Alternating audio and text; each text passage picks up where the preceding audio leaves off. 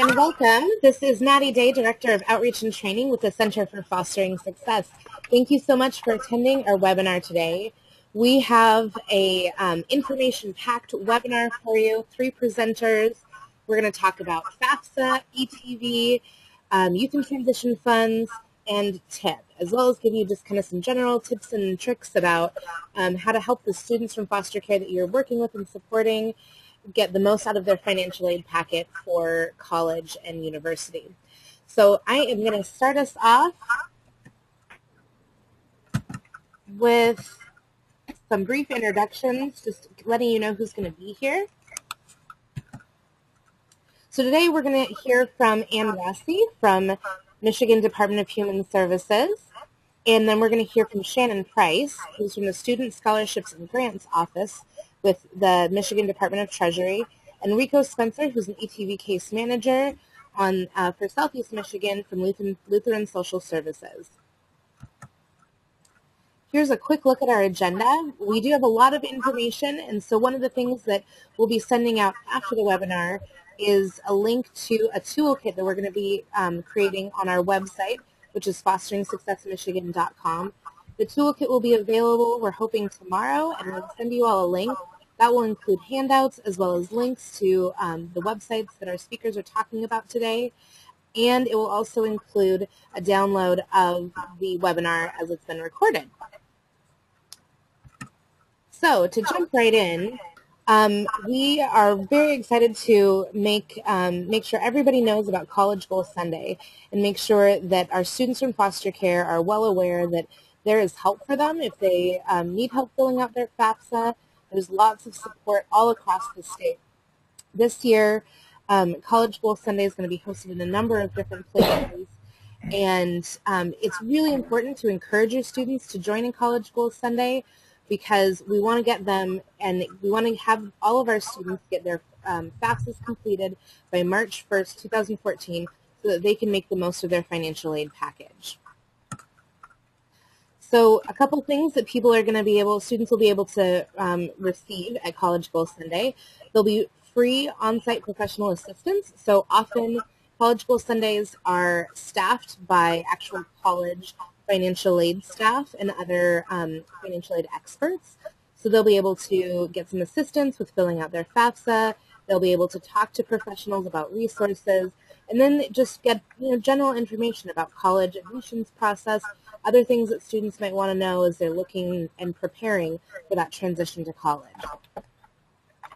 This year, College Goal Sunday will be on February 9th, 2014, and you can see we have a number of different locations. We have these links here so you can find out the location nearest you, what to bring. We will make these links available through our website, and if you have any questions, we always welcome you to contact us. Let us know if you're looking for a place and can't find one near you. We'll help you figure out which one is going to be the best one for you. With that, we are going to turn it over to our first speaker, Ann Rossi with the Michigan Department of Human Services. Ann's going to share a little bit about YAT, which is a great funding stream to help offset some of the expenses that our students from foster care often have.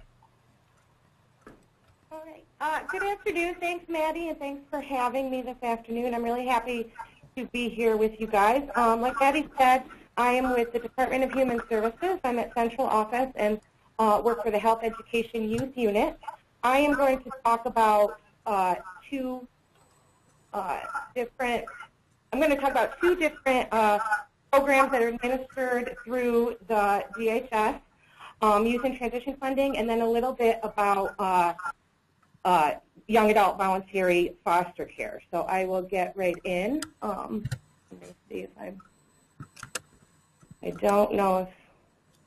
Sorry, and we had a little bit of a slip up on our side. Okay, so try my it now. screen went blank, and then so. Okay, it's not up, but I guess I'll get. Oh, sorry. One more thing. There we go. Sorry, Ann. Go ahead.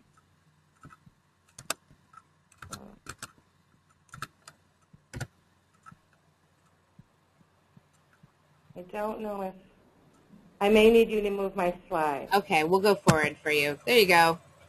Okay. All right, so I'm going to start. I am sorry about that. I'm going to start with Youth in Transition Funding, or YIT. I'm going to talk about who's eligible, what it may be able to pay for, and how then you can help the youth access it.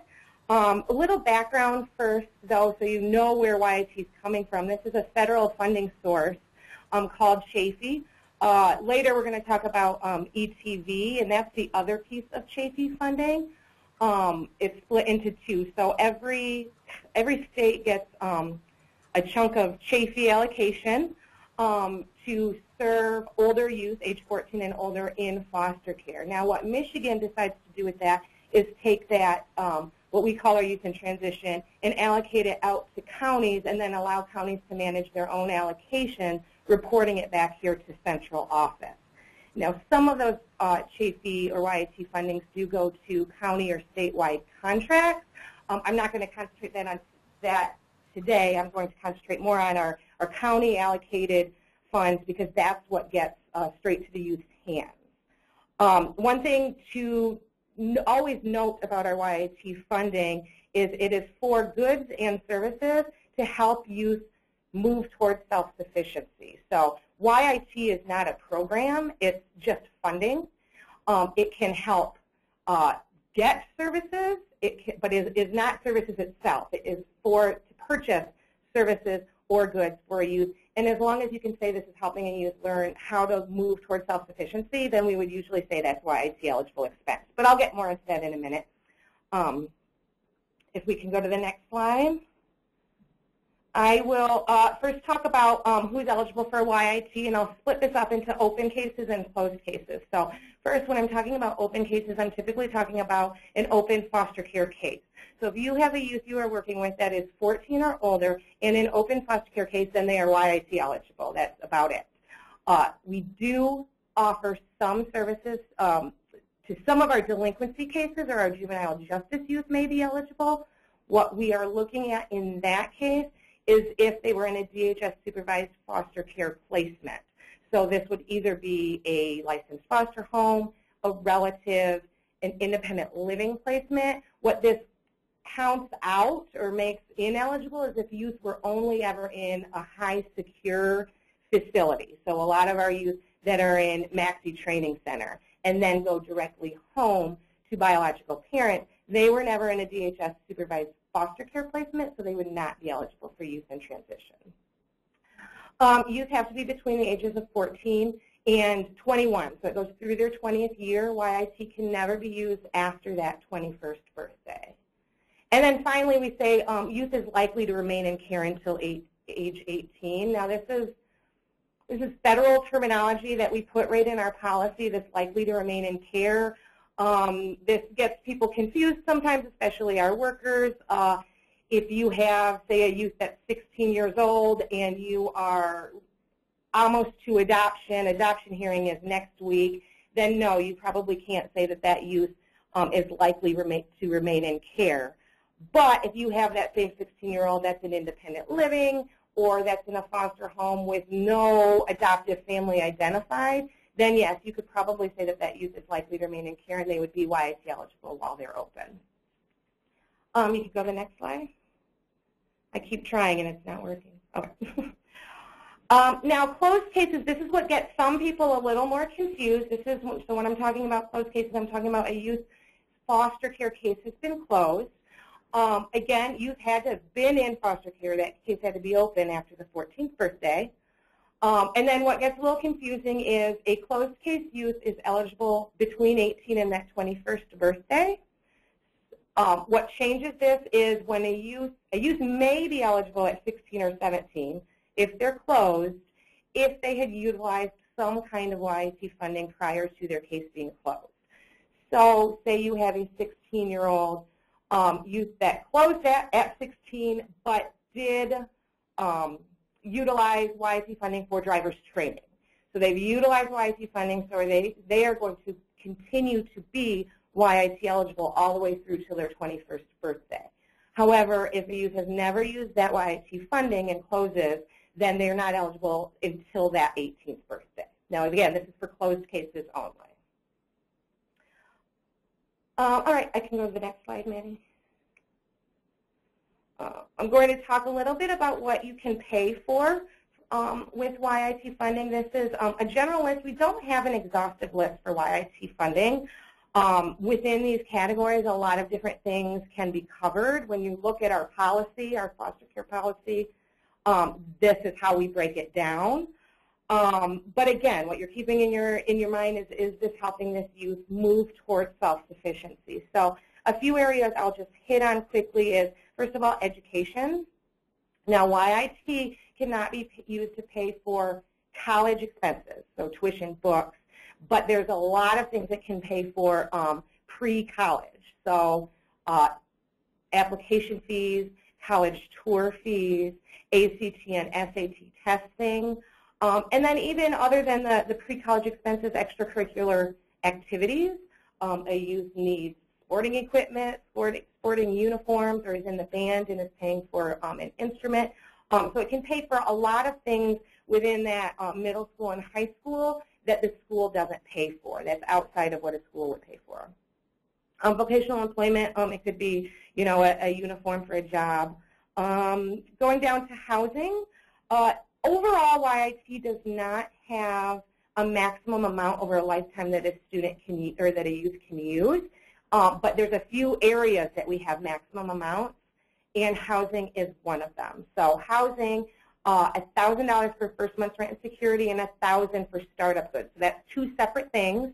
That's up to $2,000 for basically getting that youth into their first apartment, or possibly dorm room when they need those startup goods to get that apartment set up.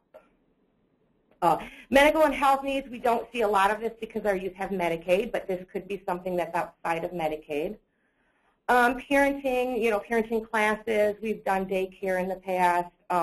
Money management, membership, this could be a membership to something like the Y, something that's outside of school that a youth needs a membership to and pay for.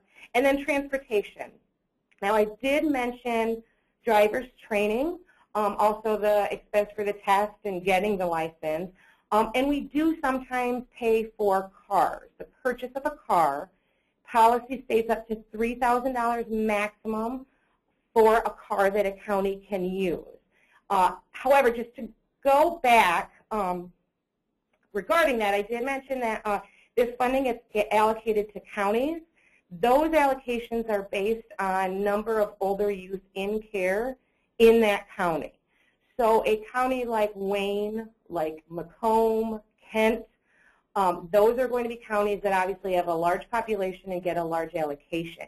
You go up to the Upper Peninsula, you may have a county that only gets a few $1,000s for the year in their allocation. So they are not going to possibly, going back to the transportation, they may not be able to say, yes, we can purchase a car for $3,000 for a youth because they may not have the allowed allocation to do that. So it's just something to think about if you're working with a DHS worker, if you're working with a youth, and a county tells you they don't have the allowable allocation, that could be why. They possibly have a low allocation for the number of youth they have in their county. And next slide. Just how to apply for YIT funding. So if you're working with a youth that you know has an open foster care case still, go to their caseworker. The caseworker should be the person that accesses this funding and gets the allocation from the county that the case is in. Regardless of where the youth is living, it's coming out of the allocation where their foster care case is. Now, once a case is closed, a youth will go to their local DHS office. So with our youth, a lot of our youth going away to the universities and stuff, they may be in another county. So once their case closed, they'll start accessing their youth and transition funding through their county that they're living with. One thing I'll mention before I go on quickly is with YIT, you know, the closed versus the open services, with what I'm going to talk about next is our young adult voluntary foster care program. We're seeing more youth stay open till they're 21, so they're going to continue having a worker to access this YIT funding. So I will move on to young adult voluntary foster care, and I will just hit on this briefly to tell you who may be eligible and then how you can access this for youth you are working with. I'm sorry.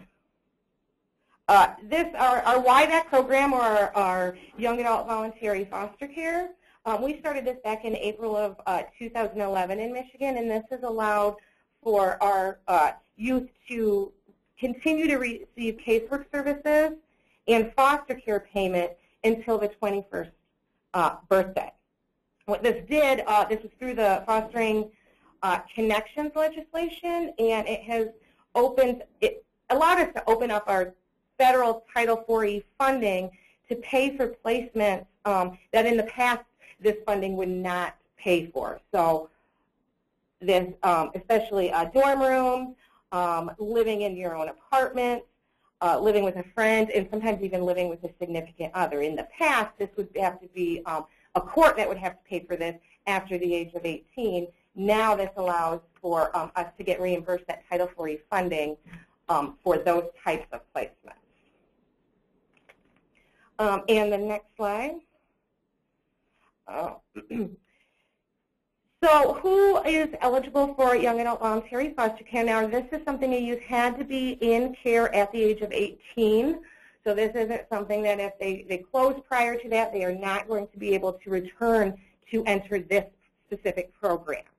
Now, once agreeing to do YAVFC, there's a few things that in this program a youth has to agree to do. And so they have to either be in some kind of school program. So this could be a high school, GED, college, university, vocational, or a trade program. So any of the above programs would work. If they're not attending school, they need to be in either employed full or part-time, or in some kind of maybe Michigan Works program or something that is helping them to get to the point where they can get a job. Or a combination of work and employment. We have a lot of youth that work part-time and go to school part-time.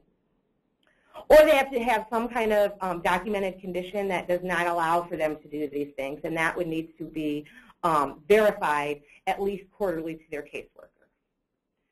So how to get started with young adult voluntary foster care, for the next slide. A couple different ways this is happening in Michigan.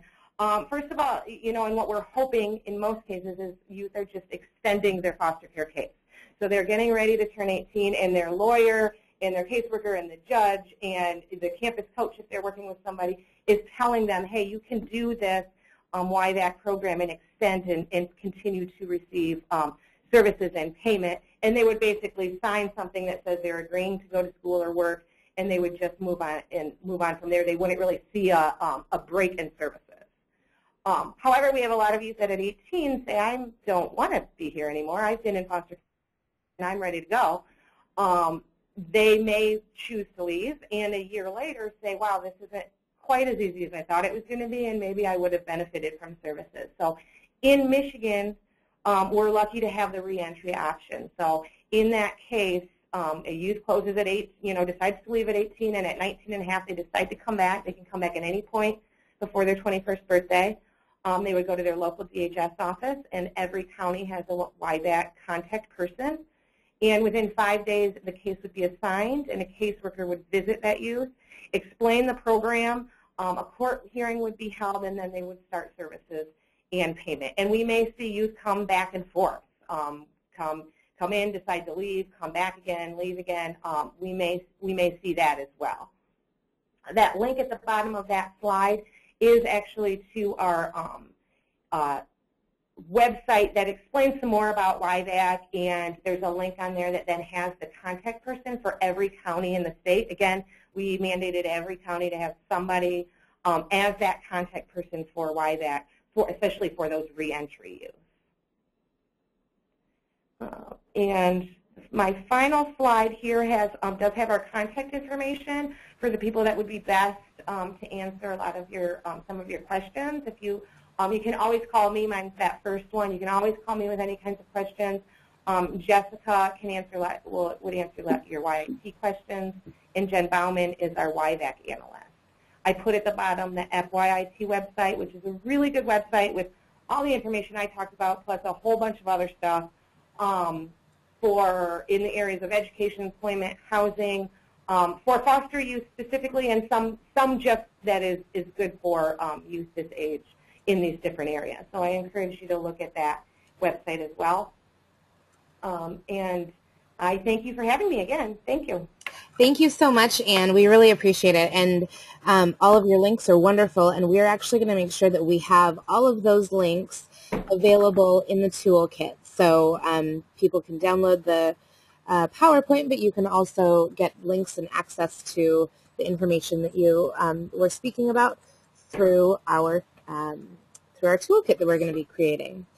Next, we have Shannon Price from the Student Scholarships and Grants Office, and she is going to speak to us about the Tuition Incentive Program. And Shannon, I'm going to see if we can make our magic work and give you control over your slides. So let's try this out. So go ahead whenever you're ready, Shannon. Hey, Maddie, that works out great. It looks like the screen did move, so thank you for that. And thank you for participating on the call. As Maddie said, my name is Shannon Price. I do work with the state of Michigan. I work for the Michigan Department of Treasury, for Student Financial Services Bureau, but specifically work within student scholarships and grants. And the program that we're going to be talking about today is the Tuition Incentive Program, and that's commonly referred to as TIP. For students to be eligible for TIP, they have to have been on Medicaid for 24 months within a 36 consecutive month period, and the Student Scholarships and Grants Department obtains the listing from the Department of Human Services, and we get that listing annually. Applications are mailed in mid-January, and they must be returned before high school graduation or GED completion. So we notify students that they are eligible for the Tuition Incentive Program. They must also submit an application. Even though they qualify for it, they have to also complete the application. And that application has to be submitted prior to high school graduation or GED completion, and it also must be done before age 20. Students also must be U.S. citizens and Michigan residents. So the Student Scholarships and Grants Office sends letters. We mail letters to students in their senior year of high school. And also, we send listings to schools. So we send listings to high school counselors, and we also send listings to local college access networks. They can assist with promoting the program and also informing students that they are eligible. So Tuition Incentive Program is delivered in two phases. Phase one covers the tuition of the current in-district rate at participating Michigan community colleges, and also the cost of tuition at the lower level resident rate at participating Michigan public universities. The current rate is $86 per credit hour at participating degree granting independent colleges. In addition to covering a tuition for the Tuition Incentive Program, we also do cover up to $250 in mandatory fees per semester or per term. For phase students must enroll within 4 years of high school graduation. So if a student is eligible for Tuition Incentive Program, they then complete their application. If they need to utilize it, though, within 4 years, if they do not start using their Tuition Incentive Program funds within 4 years, then the program, their eligibility is forfeited. Once they do start utilizing it, though, they do have 10 years to use it. So it just has to be initiated within that 4-year mark.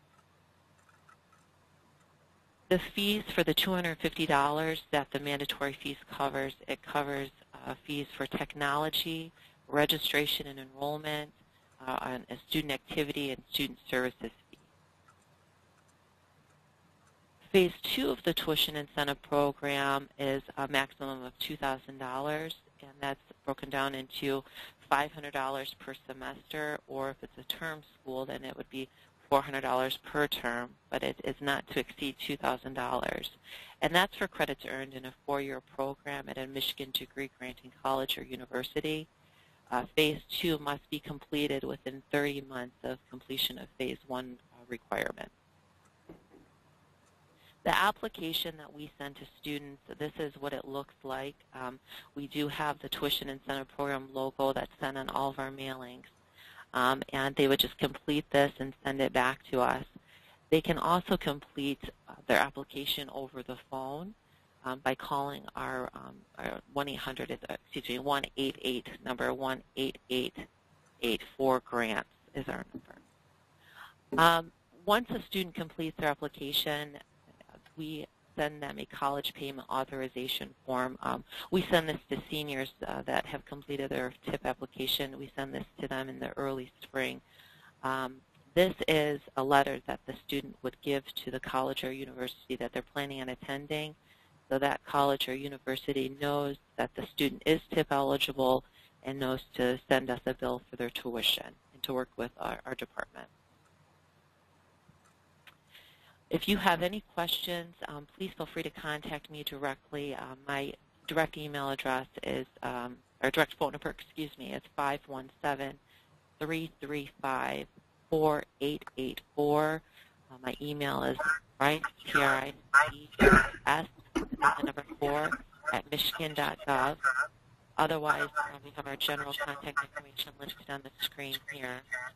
I do want to let you know that we do have a poster out now, so if you're interested in having a tuition incentive program poster to promote the program, please contact me and I can get that sent to you.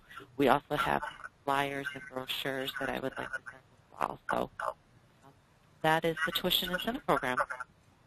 Wonderful. Thank you so much, Shannon. I really appreciate it. And, you know, it's always so fun having our partners present on these, you know, different topics, because as much as I think we all assume that we know things, we can always learn different things. I had no idea that students had up to 10 years to use their TIP funds if they've accessed them. So that's fantastic. And another one of those great tips that I bet a lot of people didn't know. So thank you so much for sharing with us today.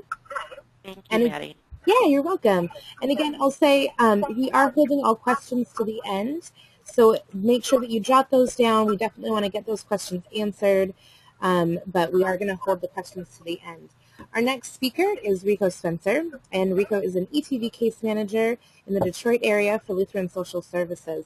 And Rico is going to share a little bit about ETV, and I am going to, again, see if the magic works, Rico, and give you the power. So check it out, see if that works. Let's see. Let me play around with it for a minute.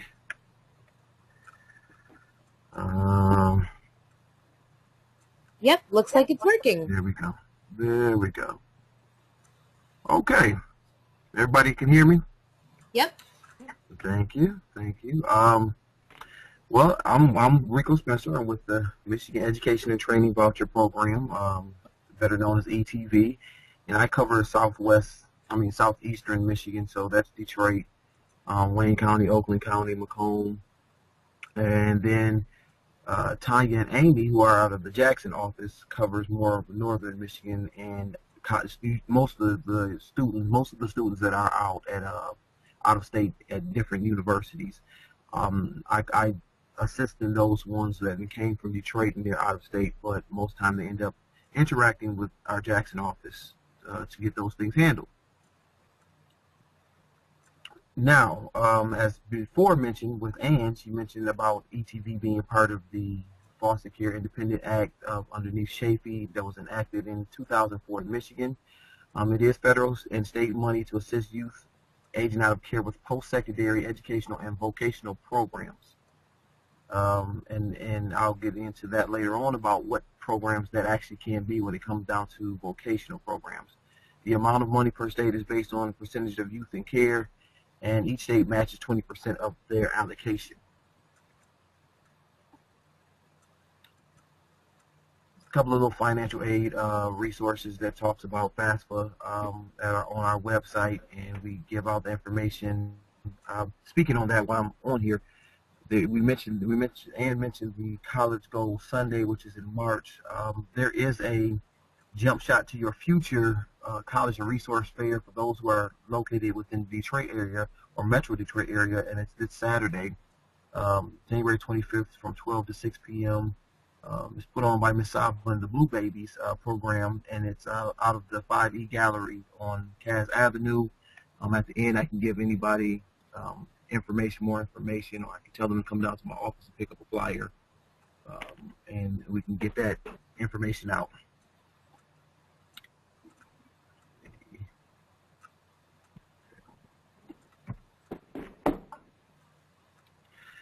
Okay. Ann gave you the information on the tuition. I mean, not Ann, but Shannon gave you the information on the TIP program. Again, that's just more information that we put on as part of our program too, to basically put out information concerning anything that is related to or can be used in conjunction with ETV.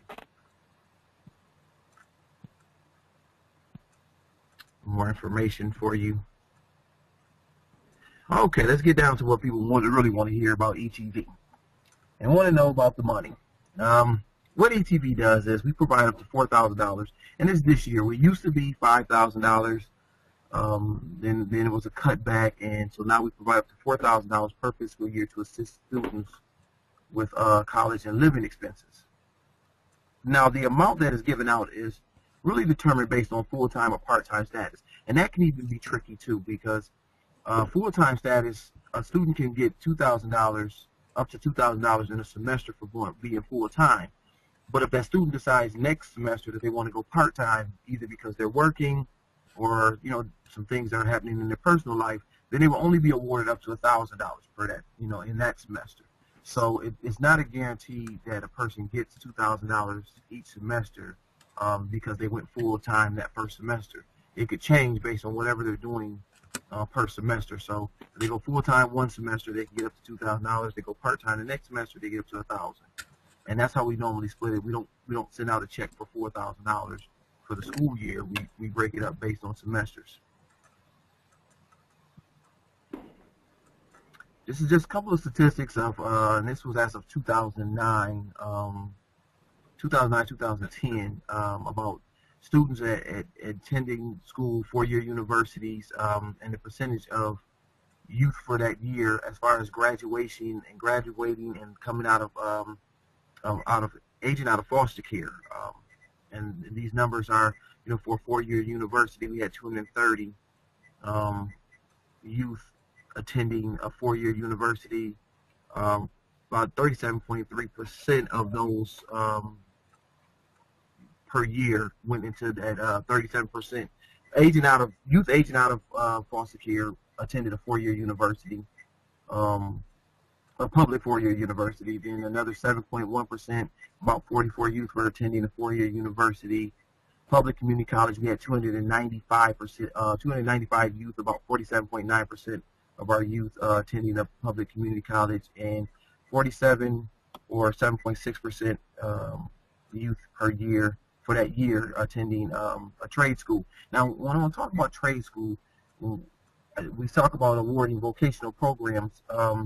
Those vocational programs could be beauty and barber school, cosmetology, basically any four-year program that it gets accredited, that is an accredited school. And we do ask for, when the student does submit their paperwork and they plan on attending these programs, that we ask them to submit a accreditation that they usually can get from that school. I mean, they usually have the accreditation hanging up on the wall, so we ask for a copy of that accreditation. Okay, ETV eligibility, foster youth or former foster youth, and that, again, that is based on a certain criteria that I'll get in further to. Current or former delinquency cases, case youth placed in the eligible child care placement under supervision of DHS. And these may include licensed foster family homes, relative provider homes, group homes, emergency shelters, licensed child care institutions, pre-adoptive placements, independent living placements. But they may not include any public or private high-security facility, a public child care institution for more than 25 children, detention facilities, forestry camps, training schools, or facilities operated primarily for the detention of children or jail. Now, youth must have been in adopted care on or after 14th birthday. If adopted from care on or after 16th birthday, that's kind of the tricky. They can't be adopted before, they cannot have been adopted before the 16th birthday to get ETV. So that's where it becomes kind of tricky, because they could have been in care on or after their 14th birthday, but they got adopted before the 16th birthday, which means they're no longer eligible for ETV. I just had a case come up in my office where a worker was saying about her 15-year-old who was 2 weeks away from turning 16 and was about to get adopted. And I said, well, hold off on the papers being signed because, you hold off on the papers being signed because you want to wait till that person turns 16 before they lose that privilege of that. And they did. They held off on it, and that child was able to turn 16, and they didn't lose their ETV. Must have a high school diploma or GED. Must attend an accredited college, university, or training program at least half-time, and must receive their first ETV before their 21st birthday.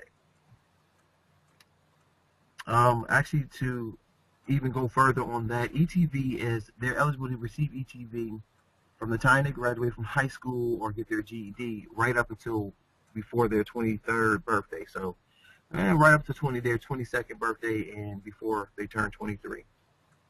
Students must complete the FAFSA application in order to begin the process, not necessarily begin, to hold up to turning the paperwork, but because before we can begin the process, there's a couple of papers that we need, and one of those are the financial aid award letter. So we want to make sure that they've completed FAFSA in the same time or around the same time that they've turned in their ETV application. Our application can be found on our website at www.mietv.lssm.org, or they can give me a call in my office, 734-536-2581, and I would email it to them. I'm in the habit of emailing students the ETV application because it makes it easier to tell them what else is needed through email. Now, there's a checklist that comes with our application, and it tells the students on their checklist what needs to be submitted: copy of high school diploma or GED, class schedule, account summary. Now, account summary is the account per semester for the tuition, not an overall estimate of the account summary, but the account summary saying how much that tuition costs for that semester. The financial aid package, which is basically the financial aid award letter telling us how much they are receiving in aid, and then acceptance letter. An acceptance letter is also, if they don't give acceptance letter, which most community colleges don't, then we accept it's an official transcript, but it's not something that has to be sent in the mail. They can pull it down off of their school webgate and submit it to us to just show that they are actively in school and registered. And then budget documentation. Budget documentation, when they send in their budget, which is part of an application, if they're saying they need furniture, it'd be an estimate of how much furniture they need. This is an example of our checklist.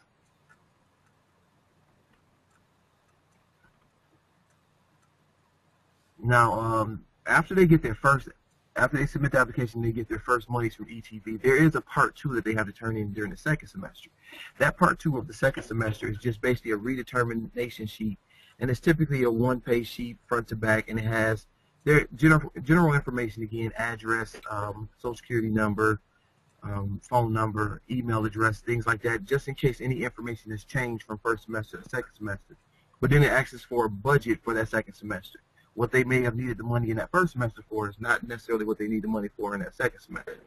We need a current class schedule, and then we need their GPA from the first semester to make sure that they're maintaining, which is our requirement of a 2.0 GPA, overall GPA. So we like to be able to check the grades and see if they are actually meeting that criteria. And then any receipts that they receive from the money from us from part 1. And we do send out what is acceptable receipts and what is acceptable for them to have spent the monies on. This is the copy of the checklist for redetermination.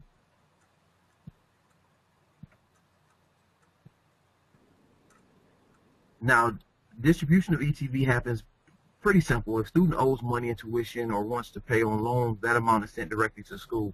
Obviously, with ETV, we want to pay the school first. So if a student owes money on their tuition, we want to make sure that that student has that paid for so they can stay in school and complete their goals of graduating or getting a degree or transferring to another school with an acceptable GPA.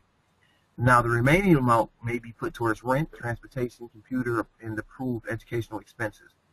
We're kind of broad when it comes to ETV as far as what they can use it for: personal expenses, food, clothing, are among some of the things that we have allowed it for up to a certain amount that we allow it up to. Reapplying for ETV is obviously during our fiscal year. During our fiscal year, so it's October 1st through September 30th. When reapplying to the next fiscal year, a student must complete an entire new application. So even if they had sent us an application in, let's say, June of the new year during October, when October 1st hits, they're applying for funds for the second semester. So like if they got money in July for August, for the school year of August, or fall of August, then in January they would need to submit a whole new application because our new fiscal year started over in October. And then it also, student must include receipts to show the previous ETV was spent. Again, maintain at least a 2.0 cumulative GPA or above. They cannot withdraw for more than one class each semester. And student continues to be eligible until their 23rd birthday, or right before their 23rd birthday. Besides me, there's another case manager that again operates up the northern part of Michigan, and that's Amy Carey. And she works out of the Jackson office with Tanya Mackey, who is the coordinator of ETV.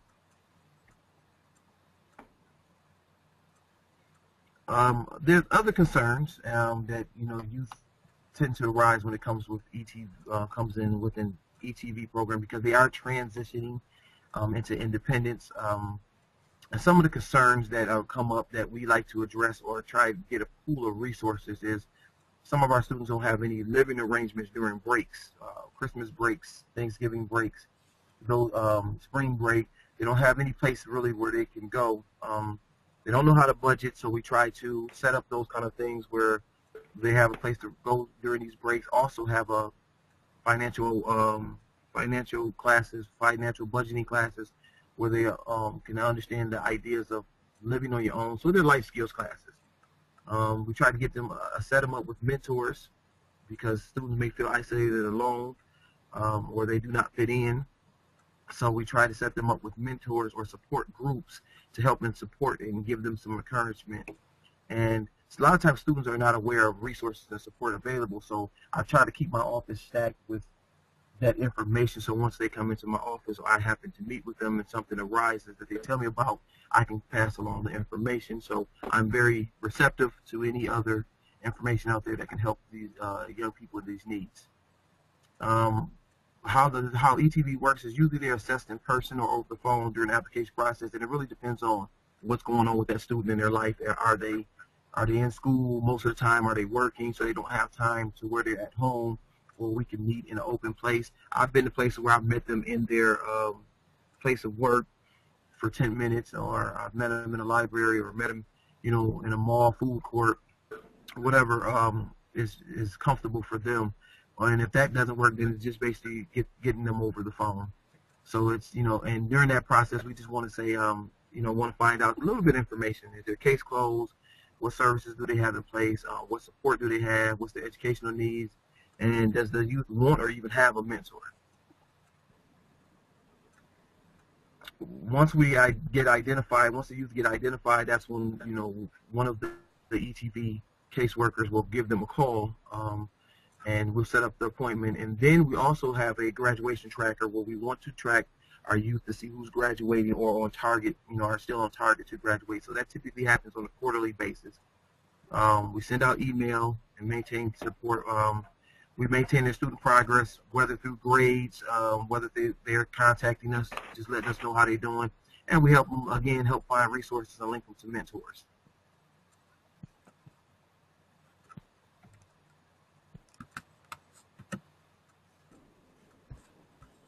This is just a resource of available that we make youth to. It comes along part of our ETV application, and they're able to see like some of the resources that are out there and what schools are offering for youth aging out of foster care.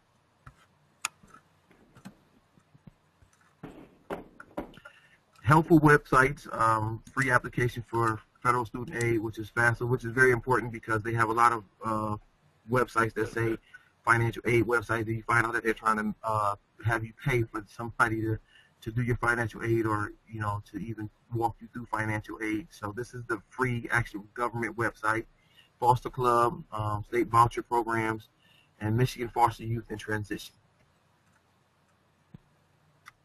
Some more helpful websites: National Resource Center for Youth Services, Imagine America, and the Casey Family Programs. We also pass out some helpful phone numbers: Medicaid hotline for youth aging out of foster care, student financial services, and tuition incentive program. All right, this is our main office. This is where most of the applications go to, is in our Jackson office. So you can fax them there. You also have the ETV caseworkers' emails. If you can send anyone an email to inquire about your application, inquire about information concerning ETV. This is the toll-free number. This is the number. It'll get you the Jackson office. Or you can call the number that I gave at 734-536-2581. That's my cell phone number. I prefer that compared to my desk phone because a lot of times I'm out of the office. And you can also visit our website, www.myetv.lssm.org. Thank you very much. Great. Thank you so much, Rico. Would you mind, Rico, before before we take questions, would you mind giving the information about the Jump Shot Your Future event again? Yes.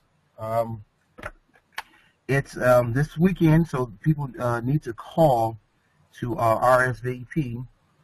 It's at the 5E Gallery on 4605 Cass Avenue, and that's in Detroit, Michigan. And it's Saturday, January 25th from 12 to 6 p.m. And it's, let's see here, I want to give out a number here.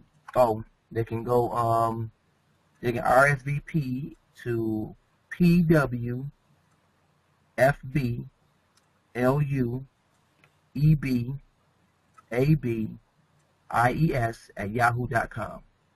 And it's just pfwbluebabies@yahoo.com.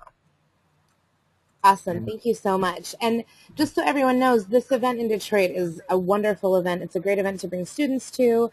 It's actually planned with students, and there are student leaders who help host the event. And I believe 10 of the campus support programs will have tables there, and they will have their campus coaches, admissions people, financial aid people. So if you are working with students who are maybe interested in wanting to learn more about schools that they could go to, more about just their options or what it takes to get into these various colleges and campus support programs, this is a great event. So thank you for bringing that up. That's awesome.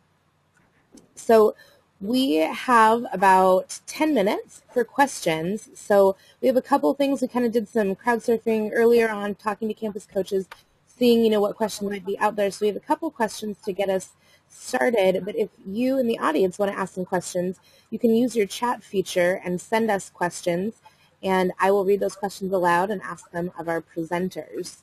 So feel free to get that started. We'll be monitoring that. For right now, one of the questions that we had is actually for Shannon Price. So what are the steps to start receiving tip payments once eligibility is determined?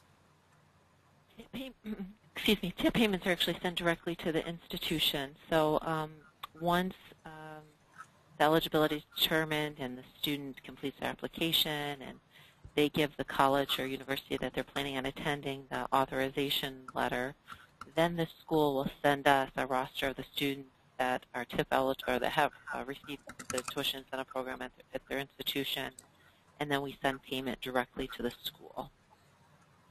Awesome. Thank you.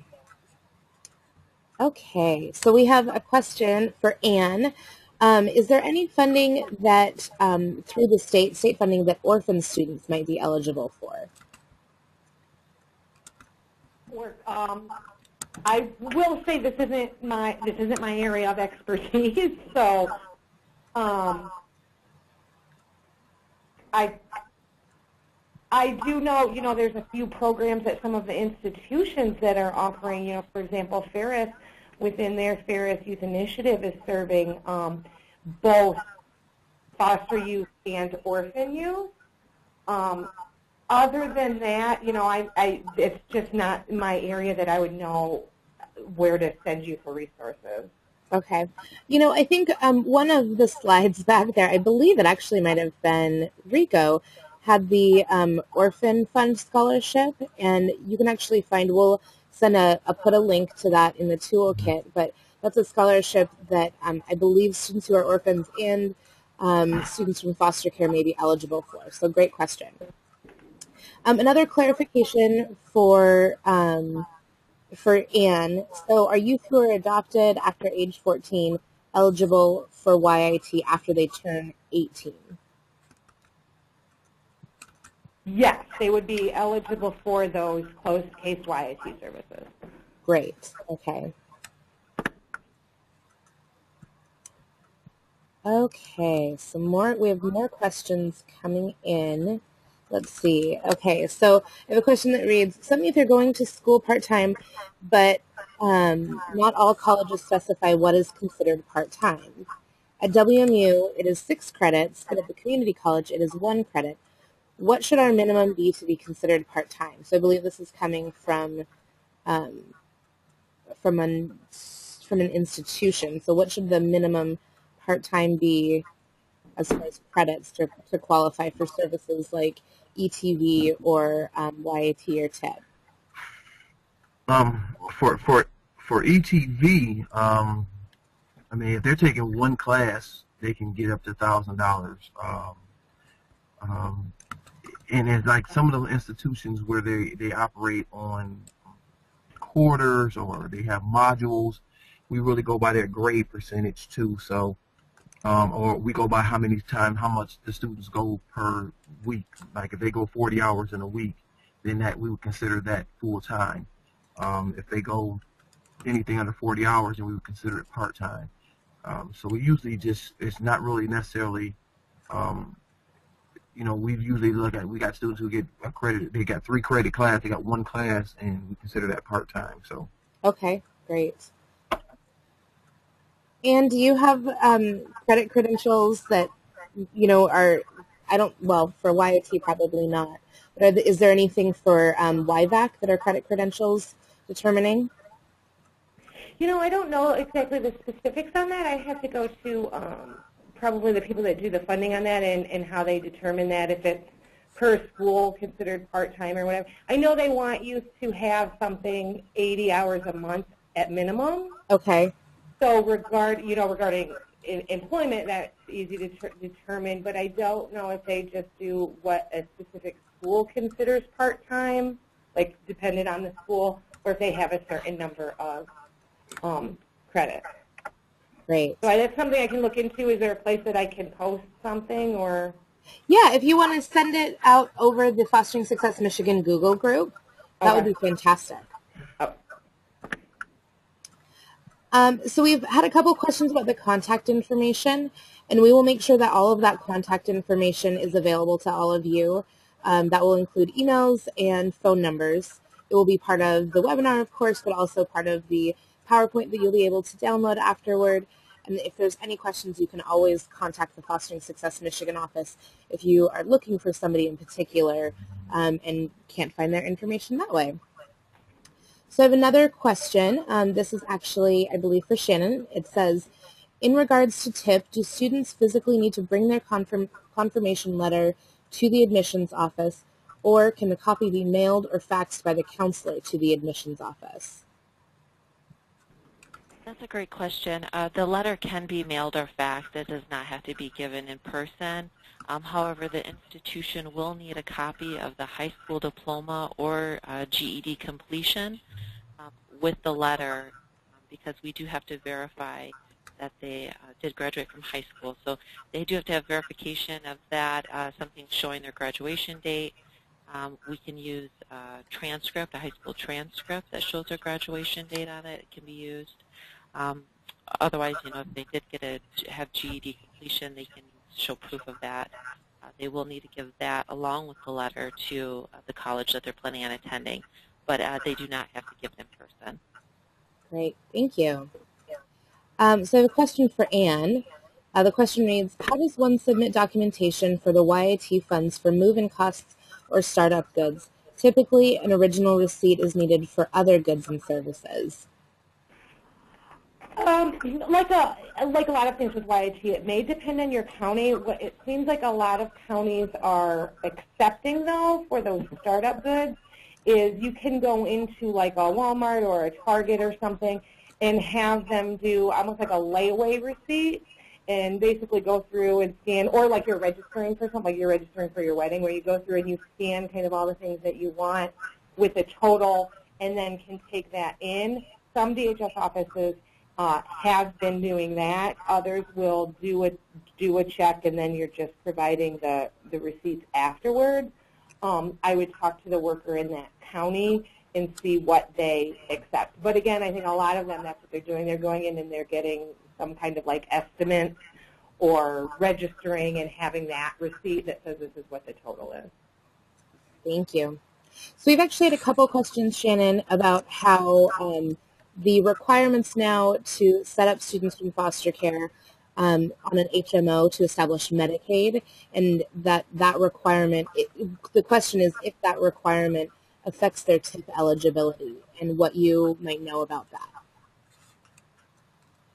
We get the listings from the Department of Human Services, and Department of Human Services identifies what type of Medicaid would be eligible for the tuition incentive program, and we administer the funds for the tuition incentive program.